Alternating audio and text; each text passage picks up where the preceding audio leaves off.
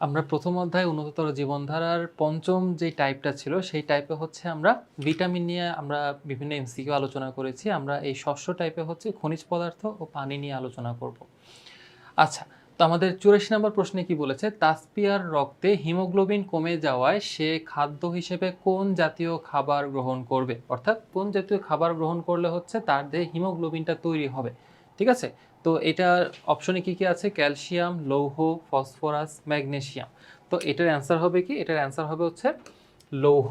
ঠিক আছে, লৌহ জাতীয় খাবারগুলো আমাদের দেহে হচ্ছে হিমোগ্লোবিন তৈরিতে কাজ করে। ঠিক আছে, লৌহ জাতীয় খাবারগুলো আমাদের দেহে হিমোগ্লোবিন তৈরিতে কাজ করে, এই জন্য অ্যান্সার হবে হচ্ছে কি লৌহ। আচ্ছা, 85 নম্বর প্রশ্নে কি বলেছে, কোন খনিজ পদার্থটি হিমোগ্লোবিন গঠনে সহায়তা করে? কোন খনিজ পদার্থটি হিমোগ্লোবিন গঠনে সহায়তা করে? ম্যাগনেসিয়াম, ক্যালসিয়াম, লৌহ, ফসফরাস। তো এখানে অ্যান্সার কি হবে, অ্যান্সার হবে হচ্ছে লৌহ। ঠিক আছে, এখানে অ্যান্সার হবে হচ্ছে কি লৌহ। আচ্ছা, এরপরে আমাদের প্রশ্নে কি আছে, এরপরে আমাদের প্রশ্নে আছে হচ্ছে হৃৎপিণ্ডের পেশির স্বাভাবিক সংকোচনে সহায়তা করে কোনটি?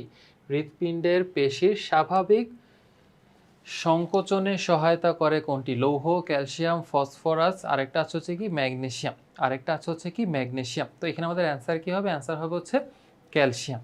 ঠিক আছে, ক্যালসিয়াম হচ্ছে আমাদের হৃৎপিণ্ডের পেশির স্বাভাবিক সংকোচনে সহায়তা করে, স্বাভাবিক সংকোচনে সহায়তা করে। আচ্ছা, এরপরে 87 নম্বর যে প্রশ্নটা, সেখানে কি বলা আছে যে আমাদের দেহে কোন খনিজ পদার্থের পরিমাণ সবচেয়ে বেশি? আমাদের দেহে কোন খনিজ পদার্থের পরিমাণ সবথেকে বেশি? কি কি দেওয়া আছে, লৌহ দেওয়া আছে বা ফেরাম দেওয়া আছে, ক্যালসিয়াম, ফসফরাস, আরেকটা আছে হচ্ছে কি পটাশিয়াম, আরেকটা আছে হচ্ছে পটাশিয়াম। তো আমাদের দেহে সবথেকে বেশি পরিমাণে যে খনিজ পদার্থ আছে সেটা হচ্ছে কি ক্যালসিয়াম। ঠিক আছে, সেটা হচ্ছে ক্যালসিয়াম। আচ্ছা, এর পরবর্তী প্রশ্নে বলেছে কি, 88 নম্বর প্রশ্নে বলেছে রক্তে হিমোগ্লোবিন তৈরি করে কোনটি? রক্তে হিমোগ্লোবিন তৈরি করে কোনটি? শর্করা, ভিটামিন, আমিষ, খনিজ লবণ। তো এখানে আমরা জানি হচ্ছে অ্যান্সার হবে হচ্ছে খনিজ লবণ। ঠিক আছে, কারণ লৌহ হচ্ছে মূলত খনিজ লবণের একটা অংশ, তো অ্যান্সার হবে হচ্ছে কি খনিজ লবণ। আচ্ছা, 89 নাম্বারটা প্রশ্নে কি বলেছে, কোনটি প্রাণীদের অস্থি ও দন্তের প্রধান উপাদান? অস্থি এবং দন্তের প্রধান উপাদান কি কি দেওয়া আছে, লৌহ, ফসফরাস, ক্যালসিয়াম, আরেকটা হচ্ছে পটাশিয়াম। তো যেহেতু এখানে আমিষ দেওয়া নাই, তো এখানে আমিষ হবে না, এখানে আমাদের অ্যান্সার কি হবে, অ্যান্সার হবে হচ্ছে ক্যালসিয়াম। ওকে, অ্যান্সার হবে হচ্ছে ক্যালসিয়াম। আচ্ছা, এরপর আমাদের 90 নাম্বার যে প্রশ্নটা আছে, সেখানে আমাদের কি বলেছে যে নিচের কোনটির অভাবে বয়স্ক মহিলাদের অস্টিওম্যালেশিয়া রোগ হয়?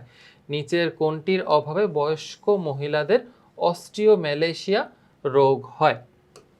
অস্টিওম্যালেশিয়া রোগ হয়। তো কি কি দেওয়া আছে অপশনে? অপশনে দেওয়া আছে হচ্ছে ফসফরাস দেওয়া আছে, লৌহ দেওয়া আছে, ক্যালসিয়াম দেওয়া আছে, আরেকটা আছে হচ্ছে পটাশিয়াম দেওয়া আছে। তো অ্যান্সার হবে হচ্ছে কি হবে, ক্যালসিয়াম। ওকে। আচ্ছা, 91 নাম্বারটা কি বলেছে, ক্যালসিয়াম সমৃদ্ধ খাবার। 91 নাম্বারটা বলেছে হচ্ছে ক্যালসিয়াম সমৃদ্ধ খাবার হলো গাজর, পালং শাক, কলমি শাক, বাঁধাকপি, ডাল, সয়াবিন। গাজর, পালং শাক, কলমি শাক, বাঁধাকপি, ডাল, আরেকটা আছে হচ্ছে কি সয়াবিন। আচ্ছা, তো এখানে যেহেতু ক্যালসিয়াম সমৃদ্ধ খাবারের কথা বলেছে, তো এখানে সবগুলা খাবারেই আসলে ক্যালসিয়াম আছে। তো আমাদের উত্তর কি হবে, 91 নম্বর উত্তরটা হবে হচ্ছে কি চারোটাই হবে অ্যান্সার, মানে তিনোটাই অ্যান্সার হবে। ঠিক আছে, উত্তর হবে হচ্ছে 4। ওকে। আচ্ছা, আমরা যদি পরবর্তী প্রশ্নে চলে যাই, আমরা যদি এখন পরবর্তী প্রশ্নে চলে যাই, অর্থাৎ 91 তো আমাদের হয়ে গেছে, আমরা যদি এখন 92 নম্বর প্রশ্নে যদি চলে যাই, আমরা যদি 92 নম্বর প্রশ্নে চলে যাই, সেই ক্ষেত্রে আমাদের এখানে কি কি দেওয়া আছে প্রশ্ন, 92 নম্বর গেল কোথায়, এই যে 92 চলে আসছে। আচ্ছা, তো 92 নম্বর প্রশ্ন কি বলেছে যে মানুষের শরীরের ওজনের শতকরা কত ভাগ ক্যালসিয়াম? মানুষের ওজনের মানে মানুষের শরীরের ওজনের শতকরা কত ভাগ হচ্ছে ক্যালসিয়ামের কথা বলছে। তো অপশনে কি কি দেওয়া আছে, 2, 3, 4, 5, মানে এখানে কিন্তু পার্সেন্ট আসলে। ঠিক আছে, এখানে 2, 3, 4, 5 কিন্তু আবার এগুলো গ্রাম না, এগুলো কিন্তু পার্সেন্ট হিসাবে সবগুলো। যে দেখো শতকরা দেওয়া আছে, ঠিক আছে, শতকরা দেওয়া আছে, তার মানে কি সবগুলো পার্সেন্ট। ঠিক আছে, তো এখানে আমাদের অ্যান্সার হবে হচ্ছে কি, অ্যান্সার হবে হচ্ছে 2%।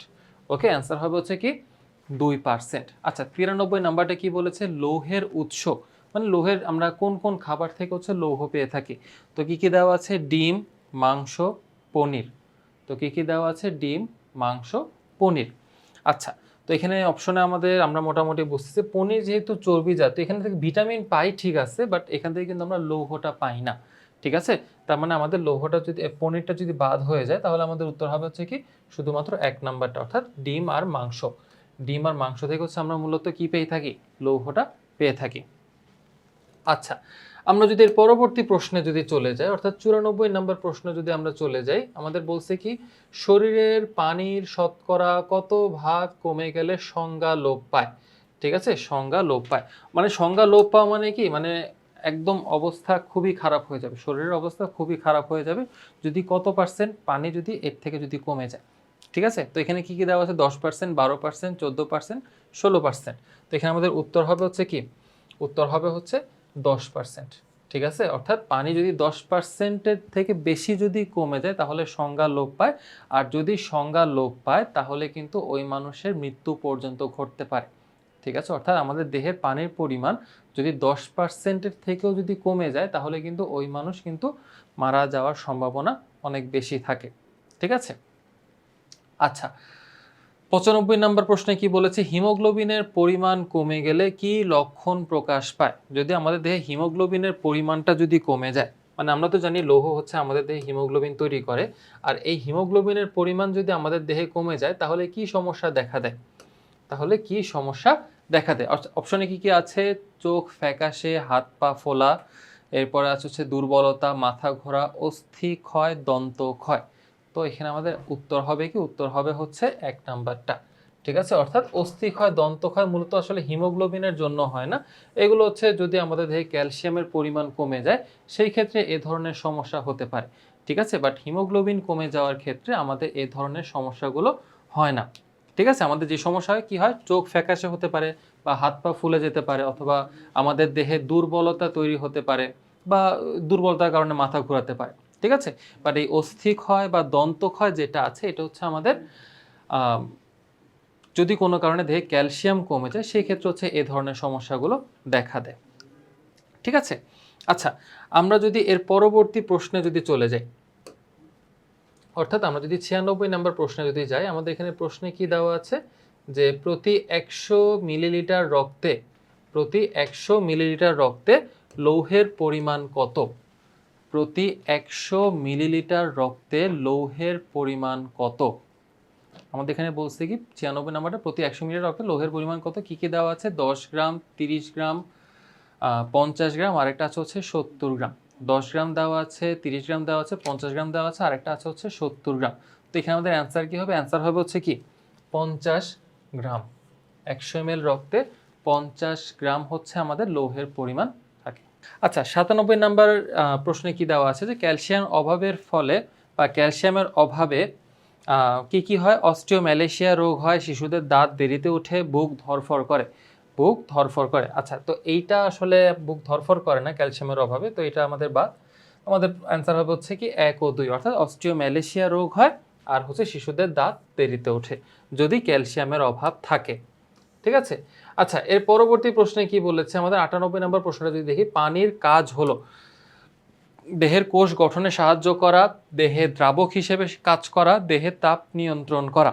এখানে আমাদের অ্যান্সার সবগুলাই হবে, মানে পানি কোষ গঠনেও সাহায্য করে, দ্রাবক হিসেবেও কাজ করে, আর হচ্ছে দেহের তাপমাত্রা নিয়ন্ত্রণ করে, অর্থাৎ সারা দেহে একটা ধ্রুব তাপমাত্রা নিয়ন্ত্রণ করে আর কি, মানে সারা দেহে যেন তাপের সমতা থাকে, মানে মাথায় যে তাপটা থাকবে ওটা যেন সারা শরীরে থাকে, এরকম আর কি এই কাজটা পানি করে থাকে।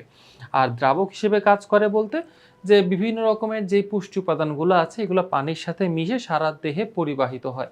ঠিক আছে, তো এই যে পুষ্টি উপাদানগুলো যে পানির সাথে মিশতিছে, তো এই জন্য পানিকে হচ্ছে আমরা দ্রাবক বলে থাকি।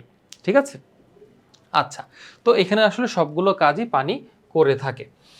আচ্ছা এরপরে 99 নাম্বার প্রশ্নটা যদি আমরা দেখি, এখানে কি বলছে যে এক্স একটি খনিজ পদার্থ যা মানুষের শরীরে মোট ওজনের 2%, উদ্দীপকের এক্স উপাদানটির উৎসগুলো নিচের কোনটি, মানে এক্স উপাদানটা কোন কোন উৎস থেকে আসে সেটা।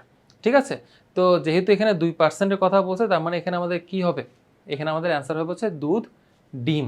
ঠিক আছে, এখানে আমাদের অ্যান্সার হবে হচ্ছে দুধ, ডিম।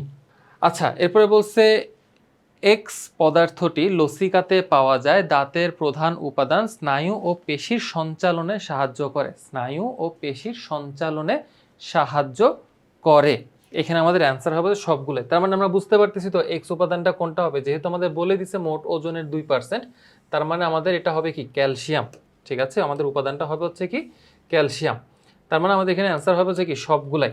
ওকে, আমাদের অ্যান্সার হবে হচ্ছে কি সবগুলাই। ওকে, তাহলে আমাদের এই হচ্ছে আমাদের ষষ্ঠ টাইপ। আমরা ইনশাল্লাহ পরবর্তী টাইপ থেকে আবার শুরু করব। আল্লাহ হাফেজ।